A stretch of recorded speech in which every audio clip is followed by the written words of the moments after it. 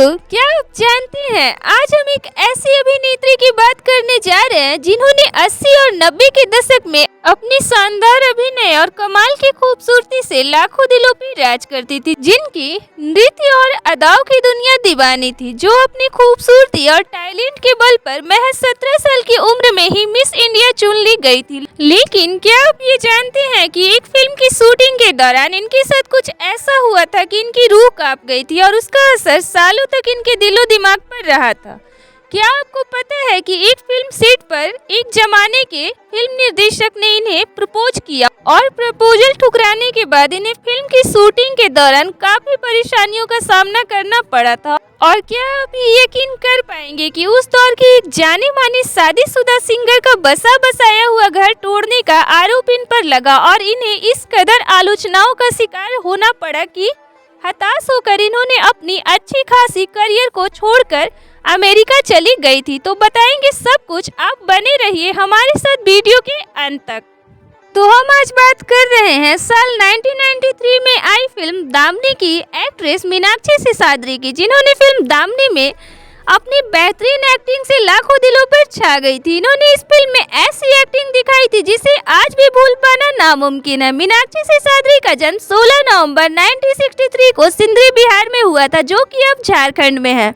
इनका बचपन का नाम शशि कला था। इनके पिता एक कंपनी में काम करते थे और मां गृहिणी होने के साथ साथ भरतनाट्यम की एक कुशल डांसर भी थी, इसलिए इन्होंने भी बचपन से ही भरतनाट्यम सीखना शुरू कर दिया था।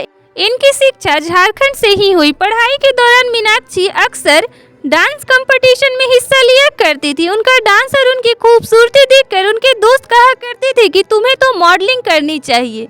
धीरे धीरे उनकी स्कूल की पढ़ाई पूरी हुई और आगे की पढ़ाई के लिए वो दिल्ली आ गई। अपने 12th के एग्जाम के बाद छुट्टियों में मीनाक्षी ने अखबार में ब्यूटी कॉन्टेस्ट का विज्ञापन देखा और उसमें हिस्सा ले लिया और फिर किस्मत ने उनका साथ दिया और वो ब्यूटी कॉन्टेस्ट जीत गई। फिर उसी साल मीनाक्षी ने मिस इंडिया कॉन्टेस्ट में भी हिस्सा लिया और साल 1981 में महज 17 साल की उम्र में मिस इंडिया का खिताब अपने नाम कर चुकी थी। इसके बाद मीनाक्षी के पास मॉडलिंग की लाइन लग गई। उसी दौरान मनोज कुमार जी फिल्म बना रहे थे, जिसके लिए उन्हें एक नई लड़की की तलाश थी और फिर जब उनकी नजर अखबार के एक विज्ञापन के जरिए मीनाक्षी पर पड़ी तो वो मीनाक्षी की खूबसूरती से काफी प्रभावित हुए और उन्हें अपनी फिल्म के लिए साइन कर लिए।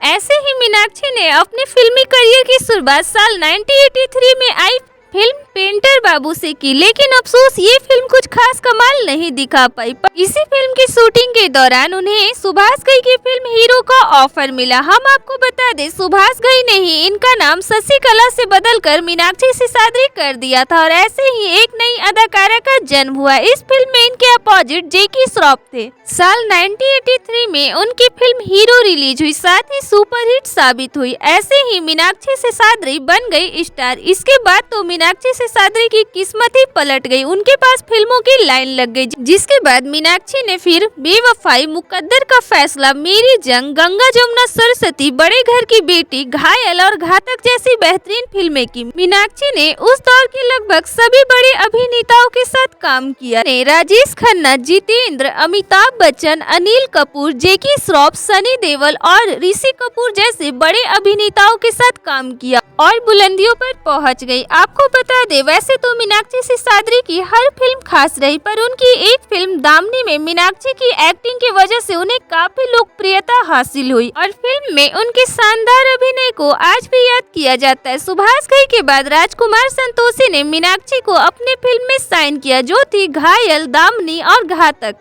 हालांकि मीनाक्षी की फिल्म दामनी में कुछ ऐसा हुआ था जो मीनाक्षी ने कभी भी कल्पना नहीं किया था। दरअसल इस फिल्म की शूटिंग के दौरान राजकुमार संतोषी ने मीनाक्षी से अपने प्यार का इजहार किया था। राजकुमार संतोषी उनसे शादी करना चाहते थे, मगर मीनाक्षी ने उन्हें मना कर दिया था, जिसके बाद मीनाक्षी का इनकार उनके लिए भारी मुसीबत बन गया था। बताया जाता है कि इसके बाद तो डायरेक्टर राजकुमार संतोषी बेवजह मीनाक्षी के शॉट को कई बार रीटेक कराते और सबके सामने उनकी बेइज्जती किया करते। कुछ लोग का मानना था कि इसी बर्ताव से परेशान होकर उन्होंने अपनी बची हुई फिल्म तुरंत कंप्लीट की और इसके बाद आनन फानन में फिल्म इंडस्ट्री को ही छोड़ दिया, क्योंकि वो इस तरह की परेशानियों से तंग आ गई थी। तो वहीं मीनाक्षी की परेशानियों से जुड़ा एक और किस्सा सबके सामने आया था कि मीनाक्षी जब फिल्म नाचे नागिन गली गली की शूटिंग कर रही, फिल्म का एक गाना शूट करने के लिए मुंबई में जुहू का एक बंगला किराए पर लिया गया था। यहाँ इस गाने की शूटिंग के बाद रेस्ट के लिए जब वो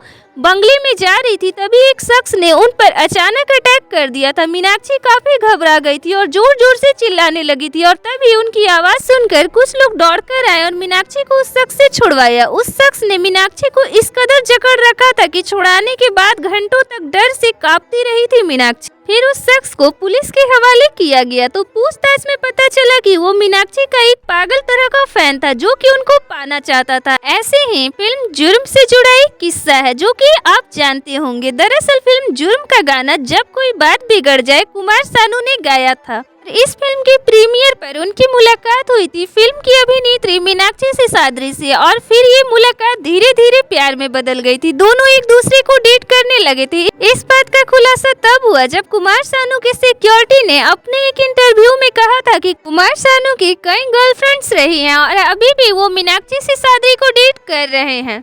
बात बिगड़ चुकी थी क्योंकि कुमार सानू पहले से ही शादीशुदा थे और इस खुलासे के बाद कई जिंदगी में बवाल मच गया था। इस बात का पता चलते ही कुमार सानू की पत्नी रीता भट्टाचार्य ने कुमार सानू से इस रिश्ते के बारे में पूछा तो पहले तो उन्होंने अफवाह बताया, लेकिन जब बात बहुत ज्यादा बिगड़ गई तो कुमार सानू ने अपने इस नाजायज रिश्ते को स्वीकार किया। फिर उनकी पत्नी रीता ने 1994 में कुमार सानू से तलाक ले लिया और इसकी पूरी जिम्मेदारी मीनाक्षी सिसाद्री को माना जाने लगा। एक गृहस्थी बर्बाद हो गई थी और कई जिंदगियां उलझ गई थी। बताया जाता है कि उस समय के फिल्मी मैगजीन और अखबारों ने मीनाक्षी को खूब कोसना शुरू कर दिया था। जानकार बताते हैं कि इन सब बातों से परेशान होकर मीनाक्षी ने अचानक एक इन्वेस्टमेंट बैंकर हरीश मैसूर से शादी कर ली और अपना अर्श पर चल रहा फिल्मी करियर छोड़कर विदेश चली गई। सबको काफी ताज्जुब हुआ, पर धीरे धीरे घटना के बारे में लोगों ने बात करनी बंद कर दी। शादी के बाद मीनाक्षी सिसाद्री और हरीश के 2 बच्चे हुए। फिर बाद में अमेरिका में उन्होंने एक डांस स्कूल खोला जिसमें वो भरतनाट्यम, कुचिपुड़ी